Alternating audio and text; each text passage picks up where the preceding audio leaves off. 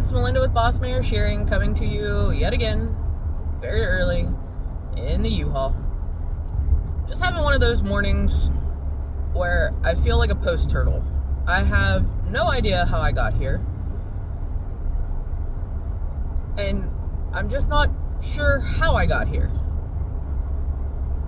Amy and Drew will be the first two to yell at me that I've worked my butt off and I do a really good job and all of that, but I just feel like I got catapulted into here and I'm not sure how. And I say that because I'm headed this very early morning up to Erie to shear at the Erie Zoo. I already did the Pittsburgh Zoo, and that was because I'm one of the few shearers in our area that will do both alpacas and sheep. So it's easier to have one person come out one time instead of having somebody come for the sheep and then somebody come, for the alpacas. They just have one person come, they get one setup fee and all that. But I just feel like I've become a lot bigger than I ever thought I would. Like, I've only been shearing for 6 years. I started in 2020. And I do all these fiber festivals, and I've been featured in articles, and in the newspaper, and on podcasts, and the imposter syndrome is real this morning. Like, I don't know how I got here. It's really weird. But here we are. So I'm headed up to Erie Zoo. They have just a couple sheep. I think there's like 5 or 6. They have Jacobs or Black Welsh Mountain. Now Jacobs, I do a lot of those. They are still listed as a threatened category for the Livestock Conservancy. They were brought over here in like the 1950s for zoos as an oddity. Now they're an oddity because their breed standard is 2 or more horns on both rams and ewes. So the normal horn designation is 2 going back and 2 going down. Normally kind of like a starfish looking thing on their head with the horns, but I've seen some weirder ones. I have a client who has a ram that's a 5-horn ram, and he's got 2 going back, 2 going down, and 1 right through his middle, which is very impressive to look at. If I can find a picture of him, I'll put it up here like I normally do. I want to say I have a close-up picture of him. He's really handsome. And then I took 6 of those to the Central PA Fiber Festival to use as demos, and my least favorite thing is everybody always asks, oh, what kind of goats are those? Not goats, those are sheep. They have, wool. Well, they have horns. Yep, sheep can have horns. Well, they're all boys then. Nope, girls can have horns too. So it's not a sex-linked characteristic in sheep, just like it is in goats and cattle. Like, girls can have horns too. It's okay. But their breed standard is, the 2 or more horns, and they're fleece, so they're a piebald sheep, so they're black and white, or lilac and white, which is like a grayish brown color. It kind of looks pink, like purplish, not pink. But the breed standard is 60-40, so they can't be more than 60% white, and they need to have that black. And I like shearing them because, 1, they have extra handholds, even though when you're shearing something with, more than 2 horns, there's normally always a horn somewhere that's uncomfortable. Especially if there's one just coming right through the middle, it's always going to goose you. It is what it is. But one of the ones I took to Central PA was a ewe that actually had 5 horns. So she had 2 going up, 2 going down, or no, she had 1 up and 3 down, which is kind of a fault, but not really. And then she had like this little itty bitty like fingerling horn trying to grow in between 2 going down. Now I have seen 6 horn, like I already said, I do shear a 5 horn. I've seen 6 horn. Sometimes their horns will fuse together, so it looks like almost like a hot dog bun in horn form. Most ever recorded was 8. I've not seen one of those, but 6 horn's pretty cool. They have a nice, medium staple, medium grade fleece. the cool part about them is, like, I've seen it a lot where people separate the black and the white and then spin it like a barber pole. So they spin all the dark fleece and then all the white fleece, and then when they ply it together. So it makes a cool barber pole, like, stripy yarn. It's another dense, like I said, medium grade fleece. I do have one from my client with the 5-horn ram. He recently just passed away from lymphoma. I didn't get to see him at all this year. And I kept one of the fleeces. I want to say it was from the ram. It was a very nice fleece. I think if I can get a hold of a spinning wheel, I'm gonna spin that, and I might make a hat and a cowl, and I might donate one of those to the family to, you know, to raffle off or to keep or whatever they want to do. But I feel like I want to do that with that fleece. I was originally gonna sell it in my Fiber Finder newsletter, but that fleece has become a little bit more important to me now. I loved Danny. He was hysterical. But anyway, the other breed is a Black Welsh Mountain. I've never sheared one of those before. Never touched one. So my research last night and this morning while I was getting ready didn't tell me a whole lot. They're a smaller sheep. I think they weigh like 180, so about the same size as a Jacob, so that's cool for me. They came to the United States in like the 1970s. And the weird fact that I read about them is during the quarantine process when they were imported, only 2 rams survived. So the gene pool was really small there for a hot minute until like the 1990s, when frozen semen became viable to ship across the continents. So since then the gene pool has opened. The other weird thing is, according to their registry, you're not allowed to dock their tail. So I'm curious to see if these guys still have tails or not up here at the zoo. I would assume that they would keep them with, breed standard, but you never know. In the United States, we cut off tails because we're more of a plains type of environment. There's a lot more readily accessible grass, which means as a ruminant, they can produce more waste, and that dangly tail picks up poop, and we get the dags and the grossness on the back. That's why we crutch them. And because we are a milder temperature, fly strike's a bigger concern over here, just because of the moisture and the heat. Flies can lay eggs in that dirty back end, and then the maggots can cause some skin irritation, and it can get gross pretty quick. So that's why we dock tails here. It's not a common practice across the world. I think in England you're not even allowed to dock tails, like unless it's medically necessary and it has to be done by a veterinarian.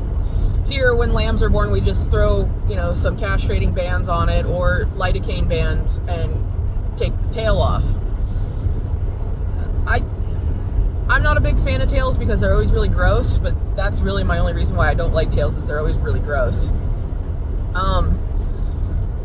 So they have to keep their tail. They're a medium grade fleece, like high 20s, low 30 micron count. They are also threatened per the Shave 'em to Save 'em Livestock Conservancy. There's only about 800 of them in the United States, so they're a rarer sheep. Again, I've never seen one before. Today's my first time getting hands on them. So enjoy some nonsense of me at the Erie Zoo, shearing Jacob and Black Welsh Mountain and whatever else I take a picture of.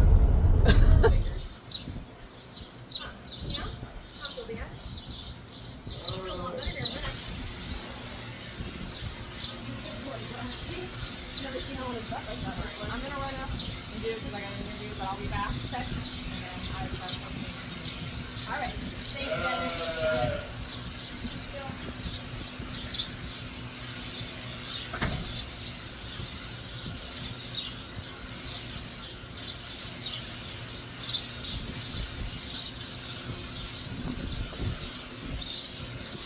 Very good at June bugs.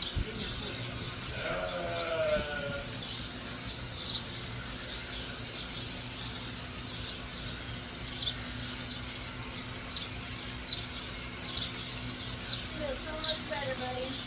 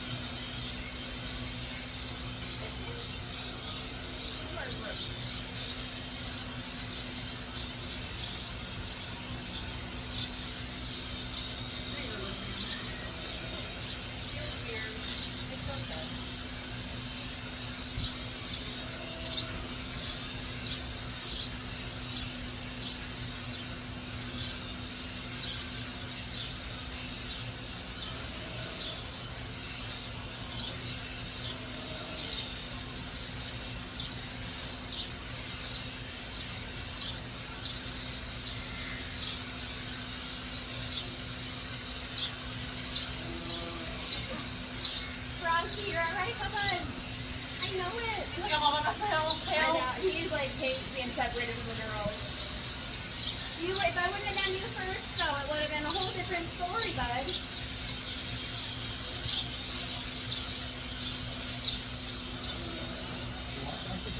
I know, Mama. Oh, I just texted him. It's okay.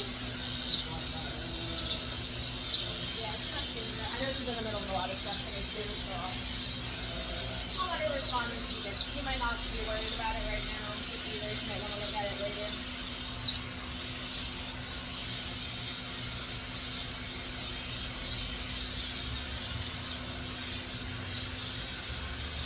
Relax a little bit. You're alright, girlie. You're smaller than Just what got I'm his haircut about 3 minutes ago. And he's waiting for his females to come out and join him.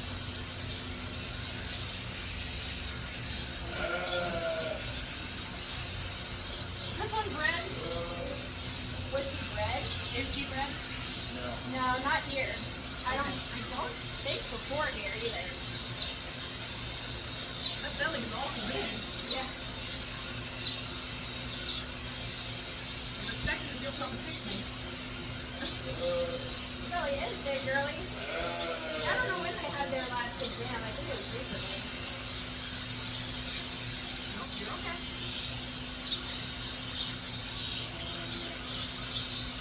They're coming, Brownie.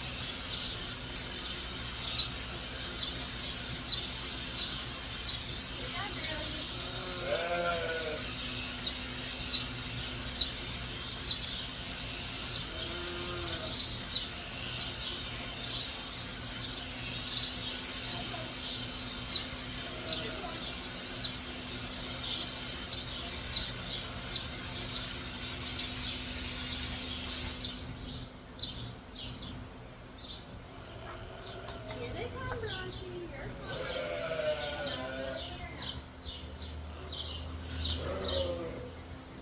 I refuse to comply.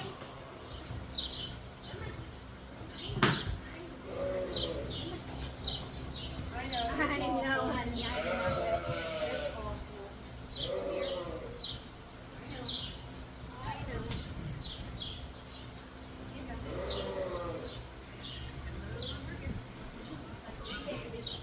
Big old sack of flowers. Girl. Okay. Good job, guys.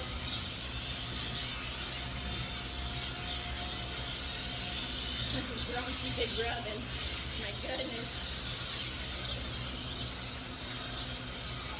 Finally got the sweater off my itch. Yeah. With it on, they love the when you have nails, they love the scratching and everything. They're like, get in there.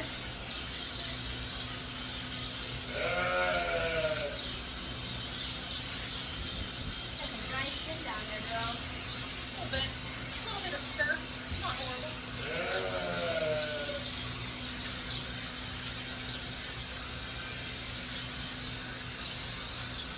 You're a lot better off with some of the sheep down my way. It's hot down there. Where are you from? Pittsburgh. Oh, okay, yeah, it is warmer down there. You have them like everyone getting sheared pretty soon around this time. This is like the tail end of my season. Oh, okay, nice. Normally I shear through August, Right. and then I have like a little bit of August and September off. This year I'm done at the end of this year, or this month. Nice. My husband's getting a kidney transplant at the end of the month. Oh, okay. So I have to be in quarantine, Right. and I don't really want to be like 2.5 hours away if something stupid happens. Right, absolutely. So, but I told him he's got to heal up fast, because in September, I'm only home like 10 days that entire month. Right. Because I'll be at all the fiber festivals. I'll be in Michigan and Virginia and California and Oh wow. You shear there or just take fiber? both. I do a lot of shearing demonstrations at fiber festivals. You've been doing this like your whole life. No, this is only my 6th year doing this, Wow. and I bought my first sheep ever on Mother's Day. Oh wow, that's awesome.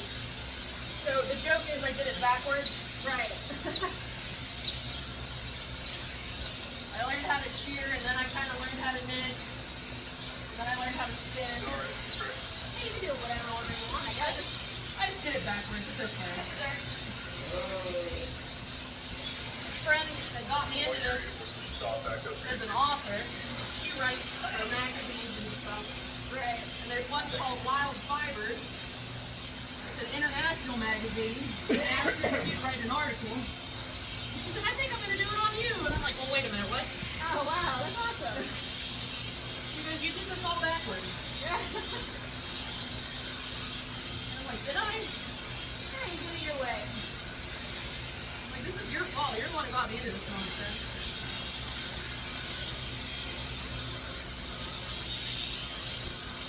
How many Jacobs are there? Just two. The male is gonna probably want to go first if he's like, He's a pain in the neck. well, but also like him and his sister are very much like babies together. And I think if she goes first, she's gonna be harder to do because she cares less about him than he does. That's fair. So if he can see her from out there, I think he'll be a little bit better. Right? They just got their hair cut. One more getting done right now. And then they'll have all of them. There's 3 of these ones and there's 2 other ones that have to go yet.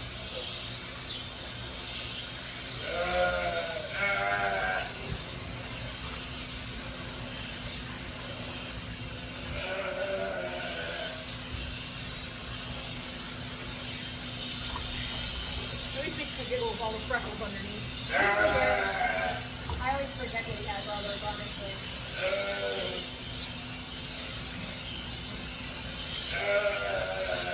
Is that denser than the other? Yeah. I can hear the shears are, clippers are grinding. Yeah, those are a lot. That's a loud. I don't know That's more why. of like a coarse. A Welsh are a little bit of a medium wool. Yeah.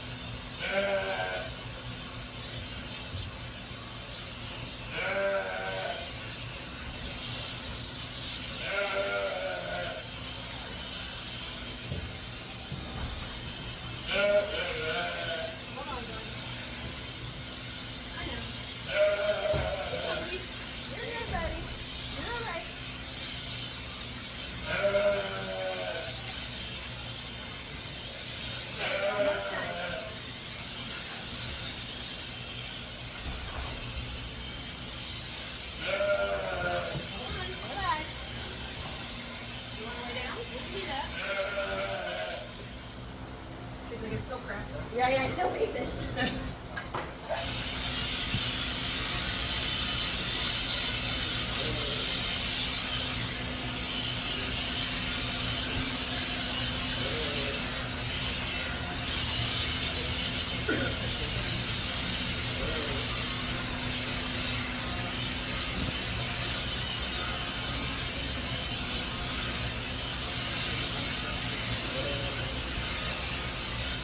No, hold on.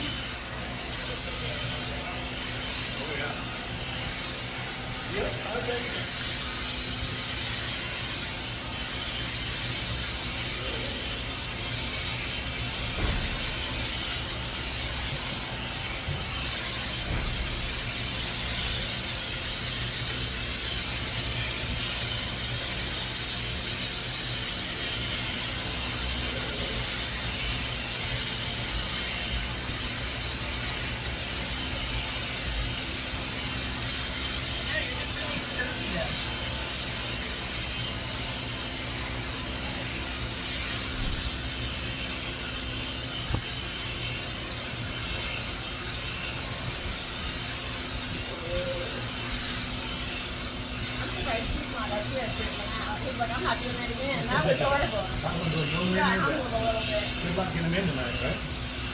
Well, they'll probably, I don't know if you guys will stay up tonight. I gotta look at the weather. I don't know if it's supposed to rain or not. I didn't look yet.